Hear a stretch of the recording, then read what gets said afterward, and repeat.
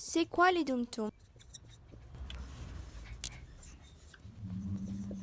Ce sont les départements d'outre-mer et territoires d'outre-mer. En clair, les petits territoires de France dispersés dans toutes les zones de la planète. Ces territoires sont le résultat de la conquête française. Mais on n'appelle plus dom-tom depuis la réforme constitutionnelle de 2003. Les DOM sont devenus techniquement des DROM ou DOM-ROM pour départements et régions d'outre-mer.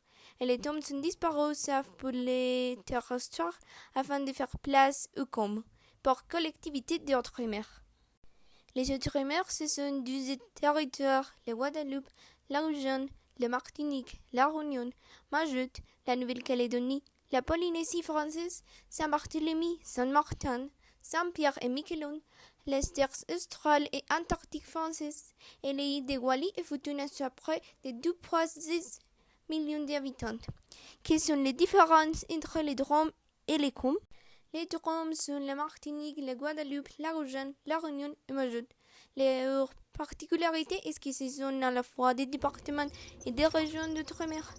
Ils ont les mêmes statuts que les départements et les régions que l'on trouve en France métropolitaine. À la différence, les deux structures sont donc superposées, les départements et la région. Tous les hommes sont soumis aux lois françaises, mais avec la possibilité d'avoir recours à certains suppléments compte tenu de leur position géographique. Par conséquent, les hommes bénéficient d'un peu plus d'autonomie que les autres départements et régions français. Le lien est très fort entre les DOM et la métropole.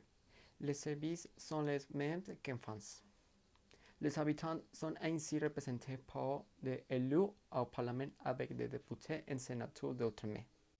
À noter que Mayotte, la Guyane et la Martinique sont considérés comme DOM. Ils sont des collectivités territoriales uniques.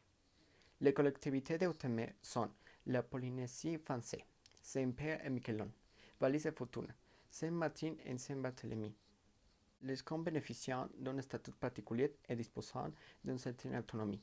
En effet, ce sont des entités distinctes de l'État français.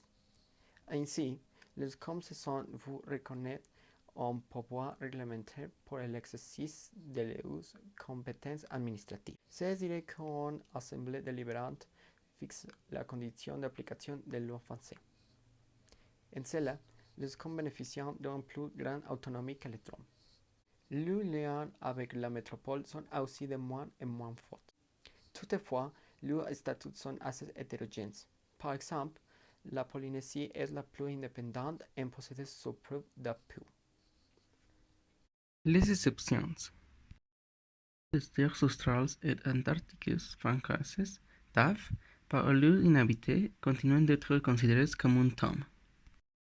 La Nouvelle-Calédonie est une collectivité d'outre-mer avec un statut particulier de leur autonomie, aussi appelée collectivité sui generis. Elle bénéficie d'une certaine autonomie politique et peut voter ses propres lois. Quels sont les points communs entre tous ces DROM-COM? Tous ces territoires parlent français et profitent de certains avantages. Les habitants des DROM-COM ont des origines européennes, africaines ou indiennes qui se sont souvent mélangées. C'est une population métisse.